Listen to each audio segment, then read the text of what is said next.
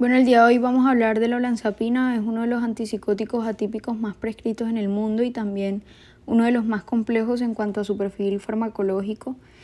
El libro de Stahl la agrupa dentro de lo que él llama las pinas, que es la clozapina, olanzapina, quetiapina, azenapina, que son los antipsicóticos atípicos con una estructura química tipo tienobenzodiazepínica. La olanzapina tiene la peculiaridad de ser considerada la segunda más eficaz después de la clozapina, pero también la que más riesgo metabólico genera. Y esto pues es muy interesante que vamos a ver más adelante en la presentación. Bueno, el nombre genérico es olanzapina. La clase es un antipsicótico atípico de segunda generación, también llamado antagonista serotonina-dopamina o ASD. En Colombia y Latinoamérica las marcas más comunes son Zyprexa de Eli Lilly, que es el originador y viene en tabletas de 5, 7, 5 y 7.5 y 10 miligramos. También tiene presentación bucodispersable y formulación intramuscular. Está también el Solafren, que es de Pfizer en tabletas de 5 y 10 miligramos, y el Olansec de Genfar, que es el genérico más accesible en nuestro medio. Bueno, entonces ahora en su farmacodinamia tenemos que este tiene un perfil multireceptorial. Hablando pues de receptor por receptor, entonces tenemos el D2, es el receptor más clásico. Al bloquearlo en el sistema mesolímbico, pues este reduce los síntomas positivos como alucinaciones, delirios, agitación, y hasta aquí pues igual que el haloperidol. El 5-HT2A es más potente que el D2. El bloqueo en la vía nigroestriatal es lo que le permite tener mucho menos síntomas extrapiramidales que los típicos. También mejora los síntomas cognitivos y negativos. El H1, que es la más potente, en donde la olanzapina digamos que tiene mayor afinidad que en el D2, explica que la sedación y es uno de los principales responsables del aumento de peso. Está el 5-HT2C, que contribuye al efecto antidepresivo, pero combinado con el H1 agrava la ganancia de peso. El M1 y el M3, que tienen efectos anticolinérgicos clásicos como boca seca, constipación, visión borrosa, retención urinaria.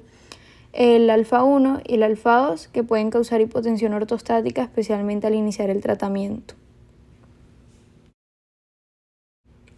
Bueno, ahora pues hablamos de la farmacocinética. Pues aquí existe una mnemotecnia que es el ADME. La A vendría siendo la absorción, entonces vemos que pues absorbe bien por la vía oral, tiene una biodisponibilidad del 60% porque hay un primer paso hepático significativo. El pico plasmático es a las 5-8 horas en las tabletas orales. Tenemos la D de distribución, donde el volumen de distribución es bastante grande, cerca de 1000 litros, lo que significa que se va a los tejidos. Tiene una alta liposolubilidad, además se une fuertemente a las proteínas plasmáticas en un 93%. Eso tiene una implicación práctica, no se puede eliminar por hemodiálisis en caso de una sobredosis.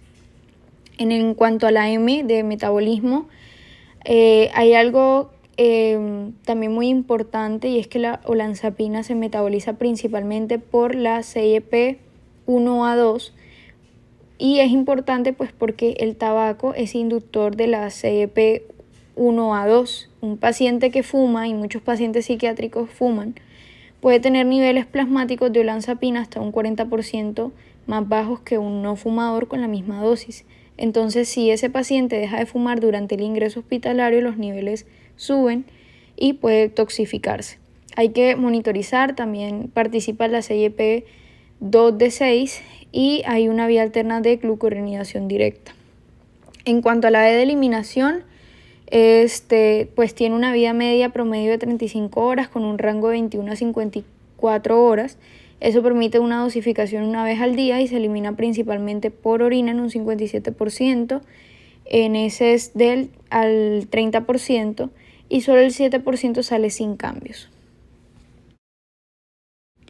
Ya bueno, en cuanto a las dosis, estas varían según la indicación. Entonces, en el caso de una esquizofrenia se inicia con 5 a 10 miligramos día vía oral, dosis única, nocturna preferiblemente. La dosis estándar de mantenimiento es de 10 miligramos día, pero el STAL señala que en práctica clínica se tienden a usar dosis más altas, hasta 20 miligramos, especialmente en pacientes refractarios.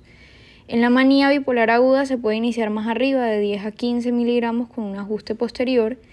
La agitación aguda intramuscular, aquí la olanzapina intramuscular es una herramienta muy útil, 10 miligramos en una dosis, máximo 3 inyecciones en 24 horas y no más de 30 miligramos día por esta vía. Una precaución importante es no combinar la intramuscular de olanzapina con benzodiazepinas intramusculares el mismo día, ya que pues, esto representa un riesgo de depresión respiratoria grave y muerte documentada. En el caso de la depresión bipolar se usa siempre en combinación con fluoxetina. La combinación Zyprexa más Prozac igual a Symbyax. El 5-HT2C de ambos se suman para efecto antidepresivo.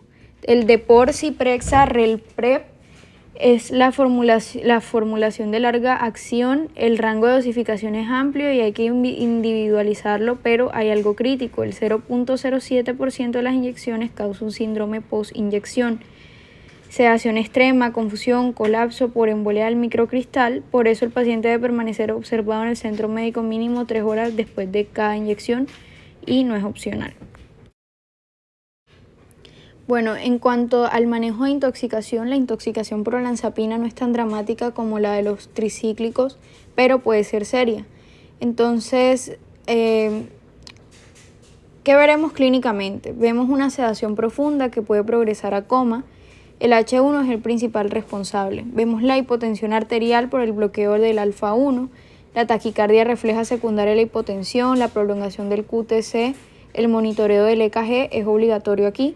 Síntomas extrapiramidales como distonía aguda, rigidez y depresión respiratoria grave, que es rara pero posible en ingestas masivas.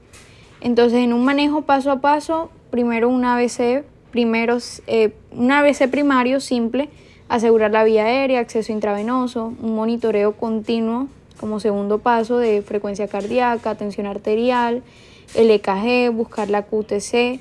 Tercero, el carbón activado, 1 gramo por kilo por vía oral si el paciente está alerta y la ingesta fue hace menos de 1 hora. Como cuarto tenemos la hipotensión, entonces aquí administramos fluidos intravenosos y si no responde usamos la norepinefrina o fenilefrina. No se debe usar epinefrina por el bloqueo alfa-1, la epinefrina puede causar hipotensión paradójica. Como quinto tenemos la QTc mayor a 500. Se debe consultar en cardiología urgente y considerar el sulfato de magnesio intravenoso. Y por último, pues no hay un antídoto específico, entonces no usar flumazenil, no es una benzodiazepina, ni naloxona, que no es opioide. La hemodiálisis es inútil por la alta unión a proteínas. Bueno, entonces ya para cerrar, los 5 puntos clave de entendimiento o a manera de conclusión es que, bueno, el perfil multirecepcional, entonces no es solo un antidopaminérgico, actúa en D2, 5-HT2A, H1 y M1 y eso explica tanto sus ventajas como sus efectos adversos. Como punto número 2, el tabaco y la CYP1A2, si el paciente fuma necesita más dosis y si deja de fumar puede toxificarse. Entonces siempre es importante preguntar el estado de tabaquismo. Como tercer punto, hay un mayor riesgo metabólico. Entre todos los atípicos, la olanzapina es la que más engorda, más dislipidemia causa y más resistencia a insulina genera. Entonces es una obligación monitorizar peso, glucemia y perfil lipídico al inicio y cada 3 meses. Como punto número 4, que no tiene antídoto, el manejo de la sobredosis de soporte ABC, monitoreo, carbón activado si hay tiempo, fluidos para la hipotensión y no hay un fármaco revertidor.